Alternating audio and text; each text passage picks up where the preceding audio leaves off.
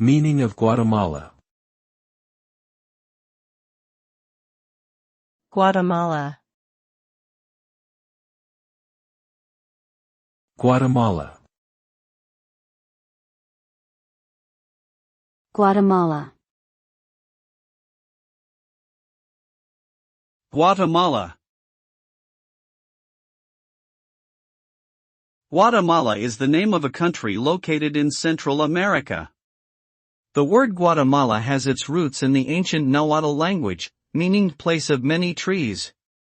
The country is known for its rich Mayan heritage and diverse natural landscapes, including volcanoes, lakes, and rainforests. Guatemala has a population of over 17 million people and is one of the most populous countries in Central America. Its economy relies heavily on agriculture, with coffee being one of the country's major exports. Guatemala has a complex history that includes colonization, civil war, and political instability.